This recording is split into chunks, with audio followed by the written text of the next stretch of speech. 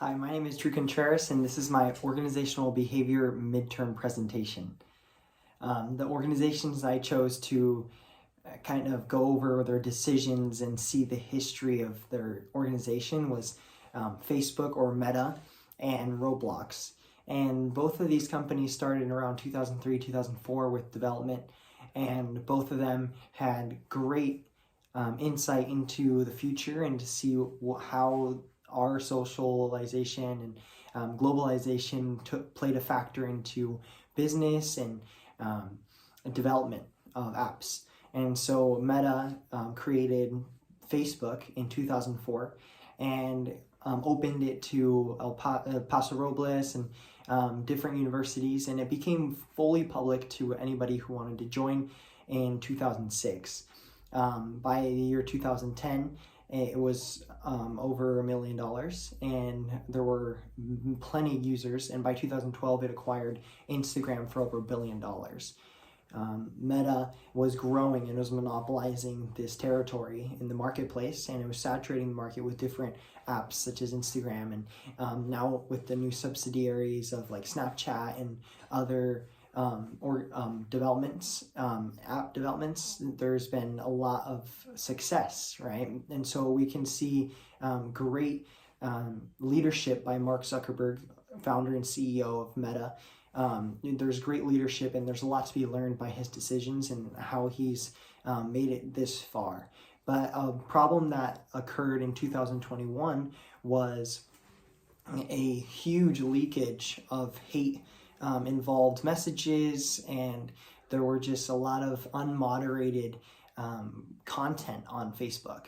And one of the whistleblowers came out on 60 Minutes, and they basically piece to piece like detailed why Facebook was unethical, and there's a lot of issues with unmoderated content. And then in fact, there's a lawsuit from Texas saying that like a lot of facial profiling was being used, and the question is how as the CEO founder of Meta, how did he respond, and what was his decisions in this crisis, right? The crisis management and this organizational behavior of Mark Zuckerberg, and how did he deal with it, right?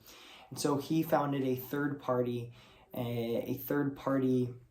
kind of resource, right? So this third party is now a principal approach. It's got individual approach, and what he's able to do now is modify content using verifiable data, and he has employees that are constantly looking at the content and analyzing it, making sure it's safe.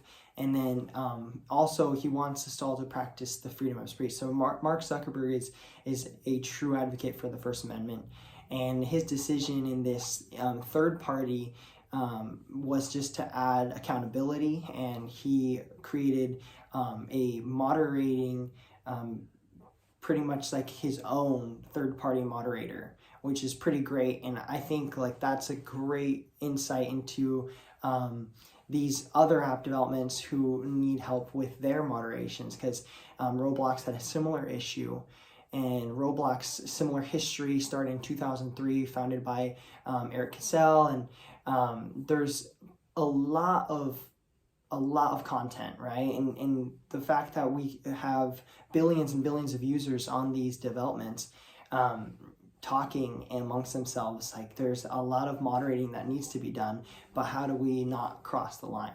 And I think Mark Zuckerberg did a really good job, and he made a third party, right? So it's still within our rights to enact our freedom of speech, and then it goes through a third party, and then they can detect if it's any hate or if there's anything like wrongful on the content that we're posting on Facebook. So Roblox had an incident in 2013 where a bunch of posters were put up on the game, right? And so different like posters showed up when you were tagging to go into the mini game, and these posters had a bunch of hate as well. So when we look at these developments and the people who are getting on, a lot of times they might be fake users, or they might be banned users who have used another user to get in and post hate and put wrongful content on. So what did Roblox do? Well, they partnered with they developed their own moderating thing, and the moderator for Roblox just bans right away, and it doesn't really monitor new users who come in to put in another post. So they erased the original post in 2013, but there's still that kind of window or opportunity. I don't want to say opportunity, but there's that window for people to like go in there and put wrongdoing on Roblox. And that's the scary thing, is that Roblox's targeted audience is any age group. So that means children are logging onto Roblox and they could be seeing anywhere from hate to maybe pornographic images, and it can be very dangerous to allow certain things slide in their moderating. So the moderating decision that Facebook had about creating a third party where all their employees, it created jobs, right? Like in the recent time, Facebook had to let go of 11,000 employees, but right now we're seeing a lot of retention because of this third party. And because it's Facebook related, they have now created plenty of jobs who are willing to step in and moderate the content that's being put on Facebook. Now, if you kind of analyze both these companies and look at what Elon Musk has been doing with Twitter, that's on a whole nother level of decisions. And the issue with Twitter is that he has been advocating the First Amendment, but then goes and does something else. And we see a lot of people kind of seeing if the verifying of the accounts is true, and there's people putting Twitter accounts that are fake Twitter accounts just to prove him wrong, right? And so Katie, she put a Twitter account of Elon Musk, and so she basically was Elon Musk on Twitter, and that kind of rubbed him wrong, right? And so he banned her. And this is kind of like a cycle where Elon Musk thinks he's doing the right thing, or he's like, okay, yeah, I want to do the First Amendment and I want to provide a verified account base and see the users create content on Twitter that can be moderated in the right way, like Facebook did, Mark Zuckerberg's third party. But instead, Elon Musk becomes like the banner, and he just like dictator moment and bans Katie, right? But then puts Trump back on, or like puts all these other people back on Twitter.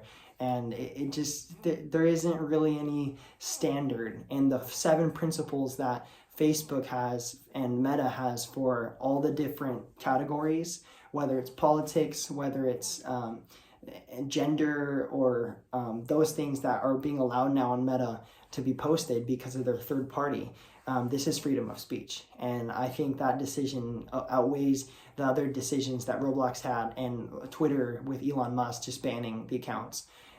So thank you for listening, and that's my midterm presentation. All right.